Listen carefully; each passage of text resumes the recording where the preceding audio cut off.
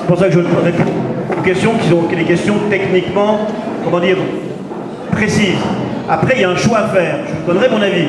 Mais avant ça, j'aimerais bien entendre la façon dont les parents estiment les choses. Mais je vous répondrai, ne vous en faites pas. Moi, je voudrais donner le point de vue des associations. Ça fait maintenant 15 ans qu'elles se battent sur ce dossier et je pense qu'elles commencent à savoir de quoi elles parlent. Aujourd'hui, il y a recensé par les associations 113 personnes malades de l'amiante et 71 personnes décédées de l'amiante. Ça, c'est la situation actuelle. L'amiante, c'est dangereux. C'est sans doute moins dangereux maintenant en quantité, mais il suffit d'en respirer un tout petit peu pour avoir 20 ans, 30 ans après une maladie qui arrive. Il faut que vous sachiez que la première victime connue, Pierre Léonard, est quelqu'un qui a été contaminé dans l'école ici et qui est décédé d'un mésothéliome à 49 ans. Alors moi, c'est clair, si j'ai 3 enfants qui sont grands, si j'étais petit et si le problème se posait, non seulement ça serait non, mais si jamais c'était la solution adoptée, je n'enverrais pas mes enfants à l'école. Donc, on peut discuter de toutes sortes de solutions, mais pas celle-là.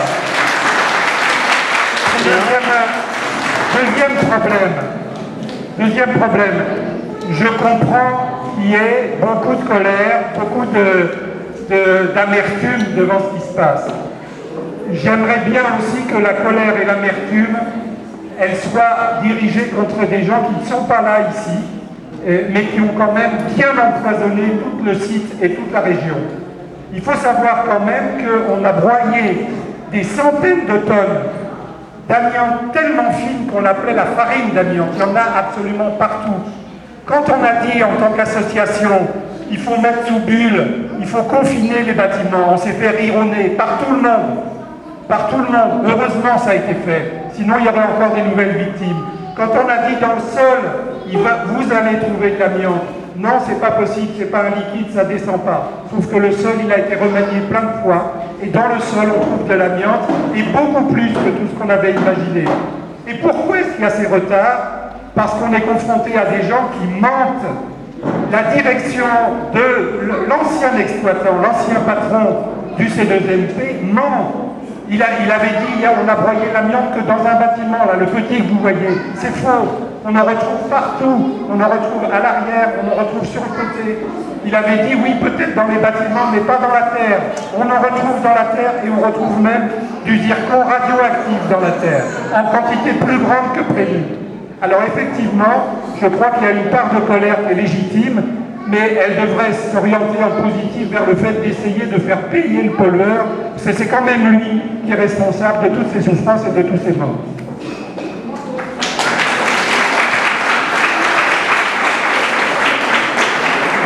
On vous donne la parole. Si vous permettez une petite remarque, Monsieur Bobillot. Quand on utilise en conjugaison le « on » indéfini, on laisse planer un certain nombre de doutes. Je voudrais rappeler et préciser que j'espère que ce « on » ne s'adresse pas à la municipalité actuelle. Parce que de ce point de vue-là, c'est elle, avant même d'ailleurs l'élection de mars 2008, surtout parce qu'il y avait beaucoup de moyens de le faire, qui a mis en œuvre tous les moyens, et en particulier financiers, pour que le confinement sous bulle se fasse. Nous savions, et on en a parlé, du fait qu'il y aurait certainement en effet de l'amiante dans le sol, mais nous ne pouvions pas le déterminer en quantité ni en qualité avant que le bâtiment soit démoli. Et que ce qui fait qu'on a un calendrier qui est haché par périodes successives, c'est qu'il a fallu attendre la démolition de la superstructure qui a été faite sous bulle dans les meilleures conditions de protection pour tout le monde et notamment l'environnement. Et ensuite, lorsque nous avons trouvé en effet les couches d'amiante qui étaient dans le sous-sol, comme on pouvait le supposer bien évidemment, eh bien nous avons pris des mesures pour que le confinement se fasse et donc lancer évidemment des avis d'expertise et toutes les mesures de terrain nécessaires. Voilà, donc il vaut mieux que les choses soient bien dites, mais vous avez raison. Il est évident que l'ancien exploitant a une responsabilité essentielle dans cette affaire-là. Et qu'il faudra qu'il paye un jour ou l'autre les dépenses engagées. Quand on a des critiques à faire à la mairie, on dit la mairie. Très bien. Voilà. Et la position que je vous ai dite, on l'a défendue au préfet depuis 2001. Je le sais, 2001. mais il n'y a aucun problème là-dessus, et on a défendu la même depuis, non pas 2001, mais au moins 2005, quand on a eu l'information, par vous d'ailleurs, de l'ampleur du chantier. Très bien. D'autres personnes ont demandé la parole. Oui, bonsoir. Donc, Aristote, je suis un des représentants de la FCPE pour 1 et maternelle. Je voudrais donner un peu la position que nous, on a. La position est très claire, et comme celle d'Alain Bobio, nous ne souhaitons pas une réintégration dans les murs de l'école tant qu'il y a des amiantages. C'est très important. Malgré ce que disent les techniciens et les experts jusque-là, ils se sont trompés. Donc s'ils nous disent aujourd'hui qu'il n'y a pas de risque, la confiance elle est rompue là-dessus. Donc nous ne souhaitons pas de réintégration. Si on doit rester sur le terrain du rue Préfet Chayael, ça fait 2 ans que l'on réclame le changement des algécos de la maternelle qui sont insalubres. On a dû, pour obtenir quelques travaux, faire 2 fois la une des pages intérieures du Parisien. Donc on souhaiterait, et comme vous l'avez promis, c'était en mars dernier, que comme si on réintègre en septembre, les algécos de la maternelle soient changés. Ils sont insalubres. Voilà. Mesdames. Et on souhaiterait que les choses se passent pour une année scolaire, parce qu'on sait très bien les retards, on les a vus. De 3 mois en 3 mois en sautant, à chaque fois on recule pour mieux sauter, et ça fait 6 ans qu'on est dans cette situation. Ça va faire 7 ans. Très bien. Madame. Bonsoir, Laurence Serra, enseignante à l'école maternelle du Bourg. J'en profite pour signaler que nos cartons sont faits et que donc, par conséquent, les ayant faits seuls, nous sommes prêts à changer d'algéco. Voilà, nous sommes prêts à changer d'algéco. Nous ne sommes pas prêts à être mis 2 par là, 3 par là, 4 par là. Pas du tout, nous sommes une équipe enseignante. Nous sommes en accord avec les parents d'élèves qui pensent effectivement que notre travail est réel, et on a assez, vraiment, on en a assez, on est au bout du rouleau. Donc ce que l'on souhaite effectivement, c'est continuer à travailler dignement. Là on est épuisé, on fait nos cartons, on a nos élèves, on apprend qu'on n'aura plus d'école. Vous comprenez notre état de fatigue. Ce n'est pas de la mauvaise humeur, mais franchement, il y a un moment donné, il faut trancher. Donc, nous irons plus travailler dans cette école, et je pense qu'une des meilleures solutions à venir, pour ne pas penser en mois, mais plutôt en année scolaire et sur un long temps, sur la pérennité, je pense que cette école, il faudrait peut-être en faire une autre et ne plus y aller. Depuis le temps qu'on est...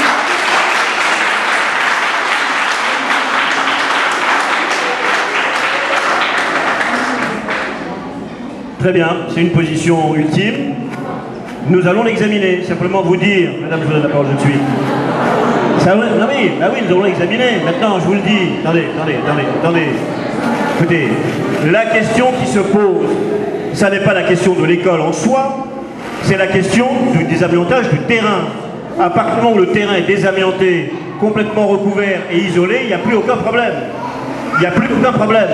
La seule question, la difficulté auquel nous sommes tous confrontés, c'est qu'il nous fallait envisager la rentrée scolaire, et que la rentrée scolaire, elle se pose dans des conditions dans lesquelles le chantier n'est pas terminé.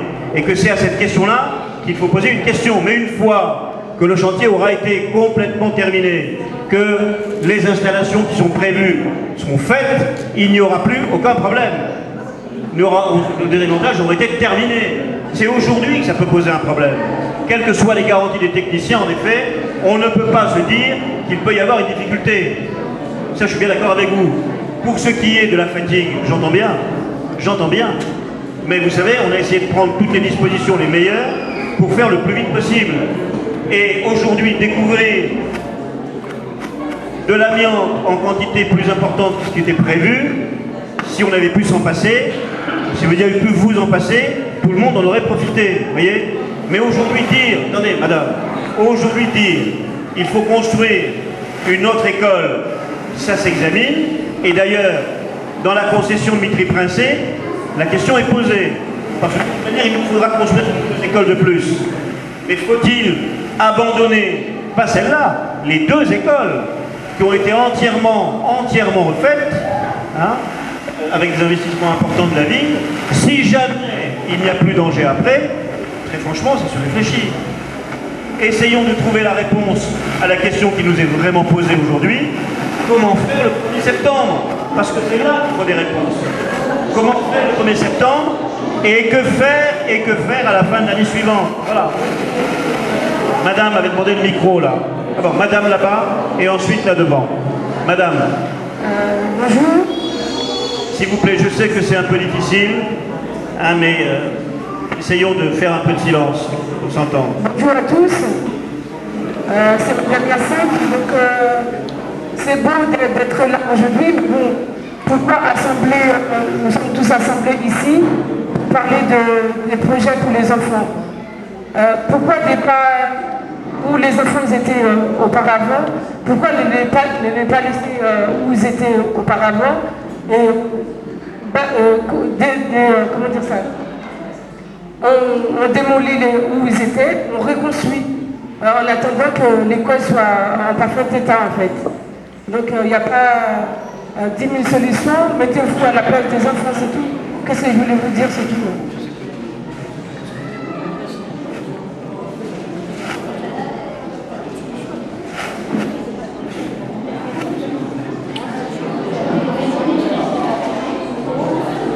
Bonsoir. S'il vous plaît, est-ce qu'on peut essayer de ne pas avoir trop de bruit?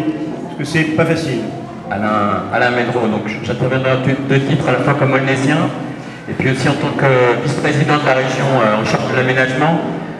On a apporté au niveau régional près de 2 millions d'euros précisément pour qu'on réussisse ensemble, la ville, la région, la dépollution du site.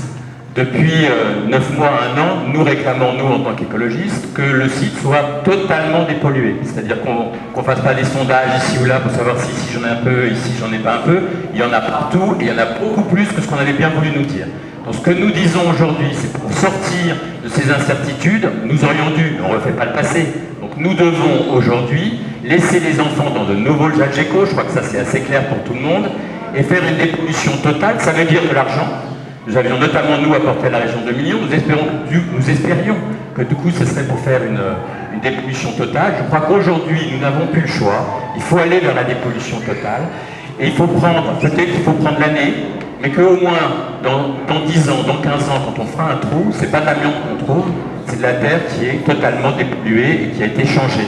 Donc, en résumé, ma pensée, en tant que vice-président de la région, on a déjà apporté 2 millions. J'ai vu que vous aviez écrit au ministre aujourd'hui. Si vous aviez fait appel à nous, nous aurions consigné le courrier avec vous pour très clairement dire il faut que l'État aujourd'hui prenne ses responsabilités et aide la commune de Launay-sous-Bois à aller jusqu'au bout de la dépollution. Il faut que nous sortions totalement de l'ensemble des risques pour la santé de nos enfants. Donc je vous le redis, en tant que vice-président, je suis auprès de la commune si elle en a besoin. On a déjà trouvé 2 millions d'euros. On doit aller chercher auprès de l'État aujourd'hui l'argent nécessaire pour dépolluer. Très bien.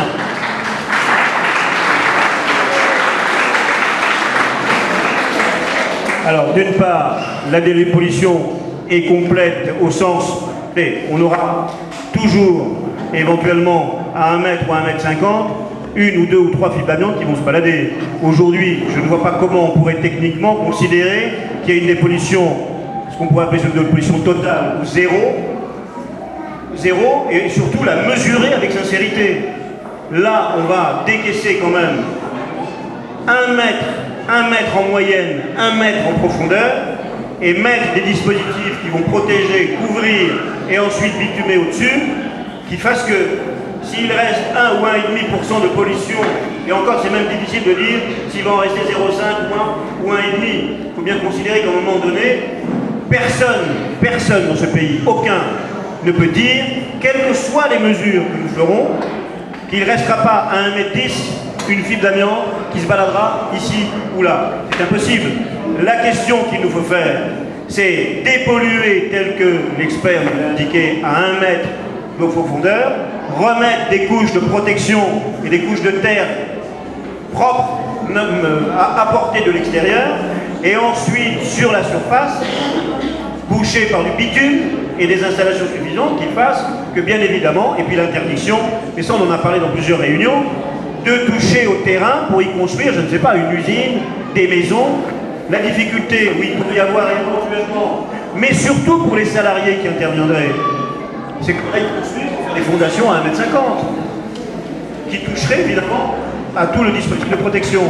Mais sur le mètre de profondeur sur l'ensemble du terrain, la dépollution sera complète. Il n'y a aucun problème de ce point de vue-là. Alors maintenant, si on nous dit, parce qu'il faut regarder les choses sérieusement, et d'ailleurs on s'éloigne de la question concrète de l'école. Mais on va y revenir. Du sujet, monsieur le maire. Non, je pense. Si je me permets, c'est le cœur du sujet. Non, non. S'il y a 9 mois, avec dépollué totalement, on serait pas. Monsieur. Non, mais je dis. Moi, je dis, monsieur. La situation est suffisamment grave pour qu'on n'en fasse pas une question de polémique politicienne. Ce que je vous dis, c'est qu'on s'éloigne d'une question pratique sur laquelle il faut prendre des décisions aujourd'hui. Si demain, la région, l'État, qui est responsable, lui l'État, de manière importante, puisque cette institution, c'est un établissement classé. Un établissement classé, ça veut dire que l'État est responsable de sa dépollution. Mais l'État s'est débiné dans cette affaire-là. Et il a laissé la ville d'Aulnay et la mairie d'Aulnay se débrouiller. Et il a fallu qu'on se batte sur notre budget en abandonnant des investissements. On en est à 12 millions. 12 millions, c'est 2 écoles. Pour vous donner une idée des dépenses que ça représente. Donc nous avons tout seuls, en faisant appel à la région, c'est vrai, et merci que la région nous ait donné les 2 millions, en faisant appel au Conseil Général, et merci que le Conseil Général nous ait donné 500 000 €. Mais la ville a déboursé déjà 12 millions d'euros dans cette affaire-là. Et nous l'avons fait tout seul. Et l'État, aujourd'hui, il a fallu qu'on organise une démarche, une plainte déposée contre lui pour récupérer l'argent que nous avons dépensé alors qu'il aurait dû, lui, le mettre dans cette affaire. Si on me dit demain, dépolluer à 3 mètres, c'est bien. Si on nous donne les moyens de le faire, alors moi je suis prêt à examiner une situation dans laquelle nous pourrions éventuellement intervenir. Mais là, 1 mètre de profondeur, une couverture sérieuse avec différents procédés et enfin un bitumage complet, très honnêtement, je ne vois pas comment il pourrait y avoir un danger pour qui que ce soit. Surtout si on compare quand même cette affaire-là, parce que M. Bobillot a raison, un enfant de cette école qui aurait eu 45 ans il y a quelques années est mort. Mais dans ce cas-là, il y avait une production d'amiante à cœur ouvert, à ciel ouvert, et il y avait des nuages d'amiante qui se propageaient sur l'ensemble du quartier et sur l'école. On n'est plus quand même dans la même situation. On a démonté l'usine, on a tout traité dans des décharges spéciales. Aujourd'hui, on attaque le sol dans les conditions telles que nous ont été prescrites par l'expertise. Moi, je veux bien aller à 5 mètres, vous savez, mais dans ce cas-là, on nous donne les 20 millions d'euros nécessaires. Moi, je ne les ai pas. Je vous dis très honnêtement, je ne les ai pas. Donc, nous dépolluons à 1 mètre, nous couvrons et nous protégeons. Voilà, et il y en a pour 12 millions déjà, et c'est pas fini. Donc, moi, je veux bien qu'on invente des choses, mais la réalité, c'est celle-là. La réalité, c'est celle-là. Si la région, le département, et surtout l'État nous disent, ce serait une première en France, hein. Une première en France. On met les 20 à 25 millions, banco, qui nous remboursent déjà les 12 qu'ils nous doivent, et qu'on va leur demander. Voilà, les choses sont d'affaires sérieuses, suffisamment sérieuses pour qu'on les prenne au sérieux. Et donc j'en reviens à la question de l'école. La dépollution qui est là est une dépollution réelle, c'est une dépollution totale, mais au sens de la profondeur d'1 mètre. C'est une protection totale, d'accord, mais elle n'est pas terminée, pour les raisons qu'on vous a expliquées. Donc le problème qui nous est posé, parce qu'elle n'est pas terminée, et que donc personne ne peut donner de garantie absolue sur le fait qu'il n'y ait pas des difficultés, il nous faut régler le problème de l'école. Dire le problème, j'ai bien compris, de la non-présence des enfants, tant que tout danger aura été écarté. C'est bien la question qui est posée. Bien, c'est mon option personnelle, et je l'ai annoncé d'ailleurs aux parents d'élèves qui étaient présents, y compris dont M. Suodo, qui a intervenu tout à l'heure. Mais en même temps, vous voyez les difficultés réelles et concrètes qui nous sont opposées. Et il me semblait normal de mettre devant vous les différentes solutions auxquelles nous avons pensé pour être amenés à un moment donné à prendre la décision la meilleure. Et la décision la meilleure, je le dis, ça c'est moi qui parle, non pas comme maire, mais c'est mon sentiment personnel, il nous faut en effet que jusqu'à la fin des travaux, qui est la dévolution complète, la mise des couches, etc., eh bien, nous prenions la garantie de ce qu'il n'y ait pas le moindre danger pour les enfants. Même si ce danger, on nous dit techniquement, et on peut le comprendre, sont très faibles. Resterait-il une possibilité qu'il y ait un danger pour un enfant, qu'il nous faut prendre des dispositions pour le protéger ou les protéger dans l'absolu. Voilà. Mais à partir du moment où on fait ce constat, il nous faut nous poser des questions, des conditions pratiques, qui ne sont pas des conditions qu'on va inventer, très pratiques, qui fassent que les enfants puissent être accueillis dans les moins pires conditions, pas les meilleures. Dans l'école actuelle, même si on change, et on est en train de regarder ces questions-là, en louant un certain nombre, une partie des préfabriqués, dont la maternelle, qui pose problème, ça veut dire un certain nombre d'évaluations, des possibilités dans le temps, des questions financières qui nous sont posées, pour lesquelles on va régler, parce que bien évidemment, on est devant un problème de salubrité publique, et on aura pris nos responsabilités pendant 4 ans en dépensant 12 millions d'euros, pour à un moment donné dire, finalement, le reste ne nous intéresse pas. Enfin, il faudrait qu'on soit fou. Mais posons-nous les questions concrètes, pratiques, telles qu'elles sont posées. Comme madame nous dit, on en a marre, on a fait les cartons. Ben oui, on a fait les cartons et nous on a mis en place des dispositifs pour accueillir. On a fait intervenir les entreprises presque jour et nuit pour terminer les 2 écoles. Et elles sont terminées ou presque à quelques nuances près. Mais que voulez-vous? Moi, je suis comme tout le monde, je ne suis pas un technicien, je ne suis pas un professionnel du désavantage, je ne suis pas ingénieur, je suis confronté à des responsabilités politiques qui me font examiner ce que me disent les techniciens. Et si les techniciens, à un moment donné, n'ont pas évalué la totalité des choses, eh bien, il faut bien le prendre en compte. Ce qu'ils ont fait par ailleurs. Mais voyez-vous, il y a des institutions en France, quand l'inspection du travail, qui est une institution qui peut vous permettre d'empêcher, d'arrêter ou de permettre un chantier, vous dit le chantier ne peut plus continuer dans ces conditions-là, eh bien, on le prend en compte, voulez-vous. Et à partir de là, on réfléchit, et on se rend compte qu'au lieu de se terminer le 15, entre le 15 et 18 juillet, on va aller au 15 octobre ou au 5 novembre. Que voulez-vous que je fasse? Voilà la question à laquelle il nous faut répondre. Et nous pouvons y répondre dans les conditions que nous avons. Alors qu'il faille. Vous voyez, on a éliminé en effet la question du déplacer les enfants aux 4 coins. C'est absurde. C'est tellement compliqué que ça fait éclater les équipes scolaires. Ça fait éclater. Il y a le problème de la cantine, je l'ai dit, les plannings, tout, c'est un bazar de tous les diables. Ça veut dire y compris sur la navette, vous avez vu les difficultés que nous avons eues pour 3 navettes, matin, midi et soir, les difficultés à mettre en œuvre. Ça voudrait dire non pas 3 navettes, mais 10 navettes. Voilà, on a examiné toutes ces possibilités, on a chiffré toutes les possibilités. Et finalement, pour répondre à votre question, madame, oui, ce qui se dégage de plus en plus, mais en même temps c'est une conviction que moi je ne veux pas vous imposer, qu'il faut que nous ayons ensemble, c'est de laisser les enfants pendant toute ou partie de l'année. Et cette question se réfléchit et se discute, monsieur Soudou, toute ou partie de l'année. Je pense qu'il faut que nous envisagions, dans le pire des cas, que ce soit une année entière, et qu'on prenne des mesures pour ça. Mais que par ailleurs, s'il s'avère que les calculs faits par les techniciens nous amènent à une dépollution et donc une garantie de sécurité avant le 31 décembre, et bien dans ce cas-là, je pense qu'il faut faire revenir les enfants dans le site, parce que leur milieu naturel, à proximité de chez eux, dans leur secteur scolaire, c'est ici et pas ailleurs. C'est ici et pas ailleurs. Mais encore une fois, nous ne le ferons qu'à partir du moment où nous aurons des garanties totales de sécurité. Et c'est pour ça que j'ai demandé au maire de Sevran de nous autoriser à l'avoir dans un premier temps jusqu'au 31 décembre, mais de nous laisser la possibilité d'envisager la période de l'année. Et d'envisager les choses, même si c'est lourd à porter, je le comprends, pour les enseignants et les parents et la ville, etc. Dans le pire des cas, l'année scolaire entière. J'espère bien que les techniciens vont réaliser les choses pour que le plus vite possible on puisse réintégrer l'école. Mais il faut prendre toutes les précautions nécessaires maintenant. Parce que sinon, allez me dire, si jamais le 31 décembre c'est pas possible, ah on vous l'avait dit, vous voyez? Bon.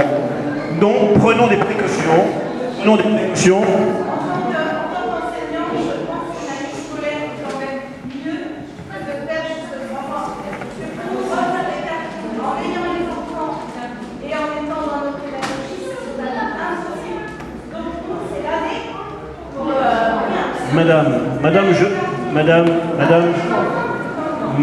Madame, moi je vous entends bien. Et je suis d'accord avec vous, c'est mon métier, j'étais directeur d'école maternelle pendant 20 ans, donc je sais donc de ce dont je parle. Oui, c'est mieux d'avoir une année scolaire complète. Et évidemment que c'est mieux. Évidemment que c'est mieux. En même temps, si, je dis bien si, le 5 novembre, le 10 novembre, le 25 décembre, nous avions la garantie de ce qu'il n'y a plus de danger parce que la dévolution est terminée, au moins dans les conditions que j'ai expliquées. Vous ne croyez pas qu'on a intérêt à faire réintégrer les enfants? Et puis, attendez madame, attendez, laissez-moi, je vous donne la parole, laissez-moi, madame, vous me posez des questions, laissez-moi y répondre. On vous donnera la parole, laissez-moi, madame, laissez-moi y répondre. Madame, je connais votre métier, ça a été le mien pendant toute ma vie professionnelle. Donc, madame, j'ai bien compris. Mais en même temps, nous ne sommes pas simplement confrontés à des questions de pédagogie meilleure et maximale. Non, madame. Nous sommes confrontés à un danger de salubrité publique pour les gamins de notre classe et de notre école. Et c'est ça d'abord ce qui est fondamental. Oui, c'est mieux de passer l'année scolaire dans la même école. Mais là encore, j'ai entendu, c'est un préfabriqué. C'est un préfabriqué. Et quelle que soit l'intervention que nous ferions, ça restera un préfabriqué. Et ça restera des conditions qui, même pédagogiquement, ne sont pas les meilleures du monde. Donc, essayons de trouver un consensus sur le fait que prenons, si le maire de Sevran me le permet, parce que là encore, je vous le dis, 31 décembre, j'ai un accord. Au-delà, il va falloir qu'on y travaille ensemble. Parce que c'est pas acquis encore. Nous ne sommes pas les seuls à décider. Et lui-même n'est pas le seul à décider. Bien, donc donnons-nous le temps de l'année, dans le pire des cas. Mais si nous pouvons arriver beaucoup plus tôt à réaliser ce que nous voulons, pourquoi nous priver de revenir dans l'école, qui est la vraie école, en dur, avec les meilleures conditions d'accueil, lorsque, et seulement si nous avons écarté tout danger. Voilà.